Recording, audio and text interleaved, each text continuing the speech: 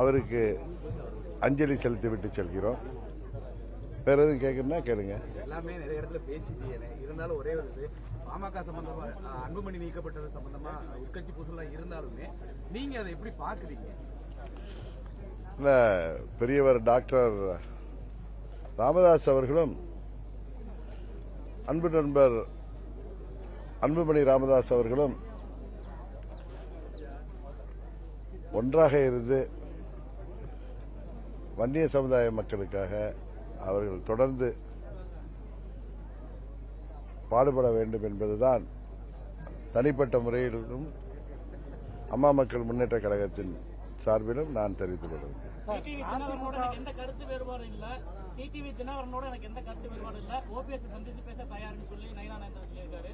செங்கோட்டையன் அமித்ஷா சந்திச்சதுனால கூட்டணியில் எந்த பிரச்சனை இல்லைன்னு சொல்றாரு. இது எப்படி பாக்குறீங்க பேசியிருக்காரு திரு நயினா நாகேந்திரன் பழைய நண்பர், உங்களுக்கு தெரியும், 30 ஆண்டு கால நண்பர். எனக்கு அவருக்கு தனிப்பட்ட முறையில் எந்த பிரச்சனையும் இல்லை. நான் பல முறை கருத்து சொல்லிவிட்டேன். திரும்ப திரும்ப அதையே பேசி இல்லை, அவரு அதே தான் நல்ல எண்ணத்தில் தான் சொல்றாரு. நான் என்னெல்லாம் சொல்லணுமோ அதை நான் ஏற்கனவே சொல்லிவிட்டேன். திரும்ப திரும்ப அதை பேசி தேவையில்லாத என்ன சொல்றது போர் அடிக்க வேணாம்னு நினைக்கிறேன். இப்ப நீங்க விலகிறதா அறிவிச்சு 2-3 நாட்கள் ஆச்சு. டெல்லியில இருந்து எது அழைப்பு வந்ததா இல்ல அதுக்கு ஏதாவது சாத்தியக்கூறு தெரியுதா? இல்ல அழைப்பு வந்தா உங்கள்கிட்ட சொல்லாம நான் எப்படி போறேன். பிஜேபி கட்டுப்பாட்டுல போயிடுச்சு, அவங்க தான் வந்து சேர்க்கிறாங்க அப்படின்ற மாதிரி உதயநிதி விசிக தலைவர் கூட தொடர்ச்சியா பேசுறாங்க. இல்ல, நான் நண்பர் திருமாவளவன் அவர்கள் கொள்கை ரீதியான நிலைப்பாட்டில் அவர்கள் நாங்கள் பிஜேபியோடு செல்லக்கூடாது என்று எப்பொழுதும் வலியுறுத்தி வருவார். நேற்றைக்கு என்று நினைக்கிற துணை முதல்வர் உதயநிதி ஸ்டாலின் அவர்கள் பழனிசாமி தான் தொடர்ந்து அதிமுகவின் பொதுச் செயலாளராக நீடிக்க வேண்டும். அவர் நீண்ட நாள் நல்ல உடல் நலத்தோடு இருந்து அவர் தான் எதிர்க்கட்சி தலைவராகவும் நீடிக்க வேண்டும் சொல்றதுல இருந்து என்ன ஒரு உண்மை சொல்றது. அவர் நீங்க ஏதோ பாக்குறப்ப அவர் பஞ்ச புகழ்ச்சியா இல்ல ஸ்லேடையா பழனிசாமியை தாக்கி பேசுவதாக நீங்கள் நினைக்கலாம். அவர் என்ன ஒரு ரகசியத்தை சொல்றாருன்னா, எங்களுக்கு அது சுலபம் அப்படிங்கிறார். என்ன சுலபம்னா, 19 தேர்தல் அப்ப யார் பொதுச் செயலாளர், யார் கையில அம்மாவுடைய கட்சி இருந்துச்சு, பழனிசாமி. இரட்டையில இருந்தும் படுதோல்வி அடைந்தது, ஆட்சி அதிகாரம் இருந்தும். 21 தேர்தலிலும் ஆளும் கட்சியாக ஆட்சி அதிகாரம், கூட்டணி பலம், பல கட்சிகள் கூட்டணியோடு இரட்டை இலை சின்னத்தோடு பணபலத்தோடு போராடிய போதும் திமுக தான் வெற்றி பெற்றது. 24 சட்ட பாராளுமன்ற தேர்தல் அதான் நிறைவேற்றது. பழனிசாமி கையில 2017 நவம்பர் 23ஆம் தேதி தேர்தல் ஆணையம் இரட்டைலையை கொடுத்து அதிமுக என்கிற கட்சி பெயரை அவர்தான் பயன்படுத்தலாம் என்று சொன்னதிலிருந்து தொடர்ந்து நடந்த ஆர்கே நகர் தேர்தலில் அம்மாவின் தொகுதியில் துரதிருஷ்டவசமாக நான் அம்மாவின் கட்சியை எதிர்த்து போட்டியிட்டு அம்மாவிற்கு அடுத்ததாக அங்கே சட்டமன்ற உறுப்பினராக சுயேட்சையாக என்னை வெற்றி பெற செய்தார்கள். அப்பொழுதும் பழனிசாமி தலைமையிலான அதிமுக கூட்டணிக்கு தோல்வி, அல்ல அந்த கட்சிக்கு தோல்வி. 2019 பாராளுமன்ற தேர்தலிலும் தோல்வி, 21 சட்டமன்ற பொதுத் தேர்தலிலும் தோல்வி, 24 பாராளுமன்ற பொதுத் தேர்தலிலும் தோல்வி. அதனால்தான் திரு உதயநிதி ஸ்டாலின் சொல்றாரு, அவர் தான் இருக்கணும், எங்களுக்கு சுலபங்கிறார். பழனிசாமி இருக்கிற வரை நாங்கள் எளிதாக வென்று விடுவோம் அவர் சூசகமாக சொல்கிறார். அதை புரிந்து கொள்ள வேண்டியவர்கள் அனைவரும் புரிந்து கொள்ள வேண்டும். அது தெரிந்ததால் தான் அம்மா மக்கள் முன்னேற்ற கழகம் இன்றைக்கு வெளியிலே வந்து எங்கள் வழியிலே செல்கிறோம். இந்த தேர்தலில் அம்மா மக்கள் முன்னேற்ற கழகம் உறுதியாக வெற்றி முத்திரை பதிக்கும். நாங்கள் இடம்பெறுகின்ற கூட்டணி தான் ஆட்சி அமைக்கும் என்பதையும் உறுதியாக சொல்கிறேன். ஏதோ ஆணவத்தில் அகங்காரத்தில் சில பேர் பேசுற உறுதியாக சொல்கிறேன். அதிமுக விலகுறாங்க, ஒரு சில அமைச்சர்களும் கூட அதிமுக போய் வெளிவரக்குண்டான சாத்தியக்கூறு தொடர்ச்சியா வெளிவரத நம்ம.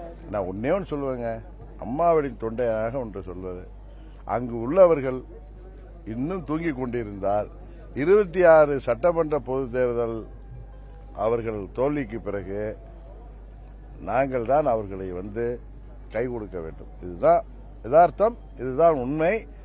அதனால் அங்கு உள்ளவர்கள் யாரும் எங்களை தவறாக எடுத்துக்கொள்ள வேண்டாம் என்று இன்றைக்கு உங்கள் மூலம் தெரிவித்துக் கொள்கிறேன். இல்ல யூகங்களுக்கெல்லாம் பதில் சொல்ல வேணாம். நான் எப்பயும் யதார்த்தமாக நான் நம்புவதை பேசக்கூடியவன். யார் மீதும் எந்தவித விருப்பு இன்றி அம்மா மக்கள் முன்னேற்ற கழகம் செயல்படுகிற ஒரு கட்சி.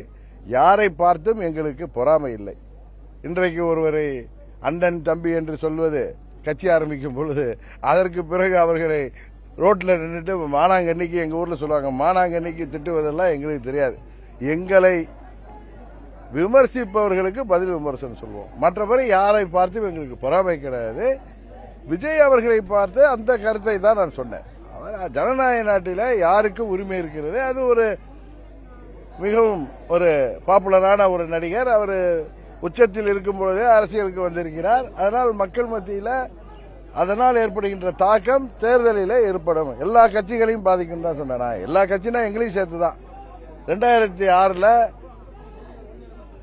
திரு விஜயகாந்த் அவர்கள் ஏற்படுத்திய தாக்கத்தை போல இறுதியாக அவர் ஏற்படுத்துவார் என்பது எனது அனுபவத்தில் சொல்றது. அதுக்காக நீங்க கூட்டணிக்கு போவீங்களான்னா அதை பற்றியெல்லாம் நான் இன்னும் எதுவும் முடிவு செய்யல. நாங்கள் இப்பொழுது சுதந்திரமாக இருக்கிறோம். அம்மா மக்கள் முன்னேற்ற உறுதியாக வெற்றி பெறக்கூடிய கூட்டணியில் நாங்கள் இடம்பெறுவோம். அதுதான் எங்களுடைய நிலைப்பாடு. இதை தாண்டி எதுவும் நான் சொல்வதற்கில்லை. தேர்தல் பிரச்சாரம் பயணம் எப்படி நீங்க பிரிஞ்சது, அது போல ஓபிசி பின்னணியில அண்ணாமலை இருக்கிறதா மாதிரியான ஒரு குற்றச்சாட்டு அது சும்மா சில பேர் கிளப்பி ஒரு குற்றச்சாட்டு. நான் சுதந்திரமானவன் உங்களுக்கு தெரியும். நான் சொன்னாலே நான் கேட்க மாட்டேன். எங்க தொண்டர்கள் சொல்வதை தான் நான் கேட்பேன். எங்க நிர்வாகிகள் சொல்வதை தான் கேட்பேன். அதனால திரு அண்ணாமலை எனக்கு நல்ல நண்பர்.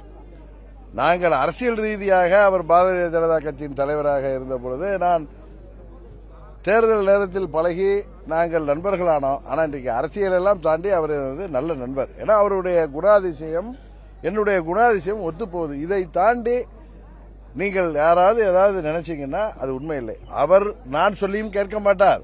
அது அவர் கட்சியின் கட்டுப்படுவார். அதுபோல நான் எனது தொண்டர்களுக்கு கட்டுப்படுவேன்.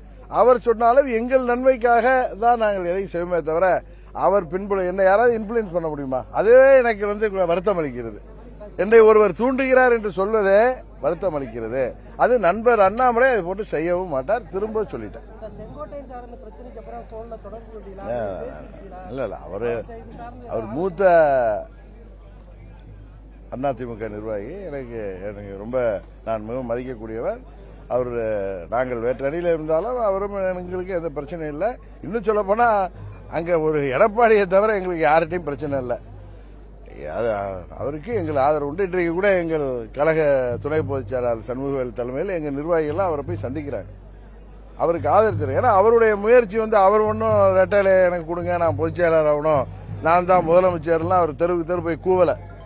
அவர் அம்மாவின் தொண்டர்கள் எங்கிருந்தாலும் எல்லாம் ஒன்னா இணைன்னு கோரிக்கை.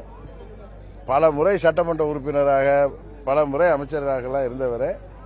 அவர் பதவி வெறியிலேயோ ஆசையில எதுவும் பண்ணல. அம்மாவின் தொண்டர்கள் எல்லாம் ஓர் இணையணும், ஓர் அணியில இணையணும், இல்ல ஒன்றிணையணும்னு அவருடைய எண்ணத்தை வெளிப்படுத்தியிருக்கார். அதுதான் அதுக்கு எனது ஆதரவு உண்டு. திருப்பி பழனிசாமி தலைமையில ஏத்துக்கணுமான்னா அதுக்கு ஆதரவு இல்லை. புரியுதா? அவங்களே கொஞ்சம் நீங்கள் தயவு செய்து புரிஞ்சுங்க. துரோகத்தோட போய் நாங்க எப்படி ஏத்துக்க முடியும்? எங்களை நாங்களே அழைத்து கொண்டு இன்னொரு வாழ வைக்க முடியாது. தற்கொலை முயற்சிக்கு நாங்கள் என்றைக்கும் சொல்ல முடியாது. அதுதான் அர்த்தம்.